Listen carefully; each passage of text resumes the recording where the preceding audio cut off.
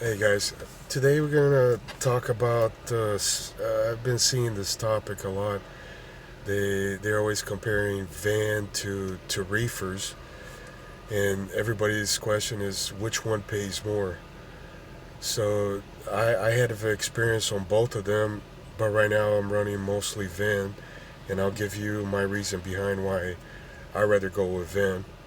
Not to say that reefers you can't make any money. You make good money, but you have to also take into account the fuel. If your reefer breaks down, everything adds up by the end of the year, and then you take that into account. Um, from my experience, I don't think you make a lot more than van.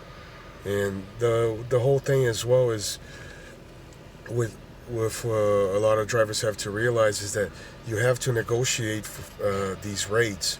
Just because they post something doesn't mean you take it. I see a lot of drivers nowadays pretty much taking dollar loads. I mean, you got to be an idiot if you think you're going to survive in the trucking industry running $1 a mile. You know what I mean? Like I said, reefer you have a lot more expenses as far as maintenance and everything. For me, dry van has worked pretty well, and I keep on hearing a lot of guys in the industry, oh, don't go and buy a truck. Um, there's no money to be made. Um, you're gonna end up broke and everything. There is money to be made. I don't know why a lot of people are so negative, saying try not to encourage people to jump into the trucking industry. That is true. You do need some backup money in case something happens to your truck or to your trailer or whatever. But as long as you have, I would say probably 30,000 set aside for everything. Get going, get your authority, get everything done.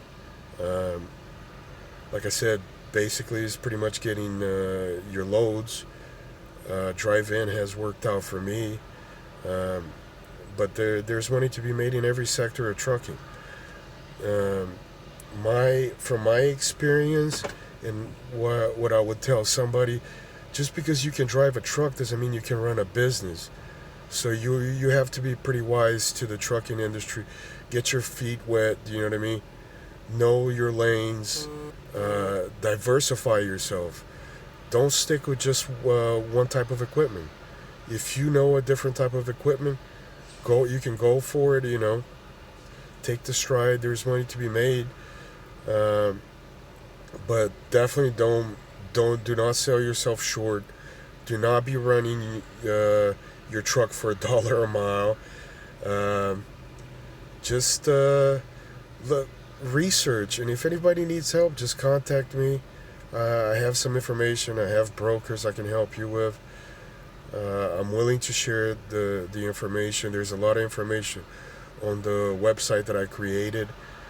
Uh, the whole point of the website was just pretty much to get people into contact with each other, put information out. I know a lot of truckers that have information don't like to share because they see you as competition, which in a way you are competition. But my way of thinking is there's plenty of loads out there.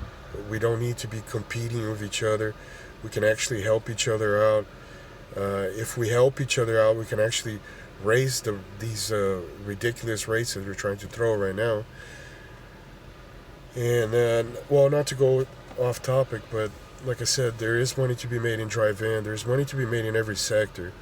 So, from my experience, dry van works for me.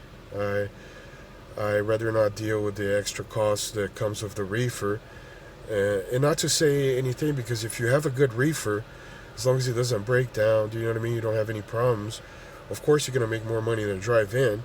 But if you take into account that you have problems with your reefer, the fuel and everything, and maintenance costs for the reefer, that's going to bring your profit down. So you have to take that into account as well.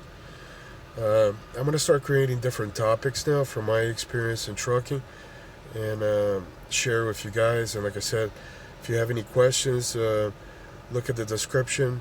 You can contact me directly or just go to the website. All right, guys. Later.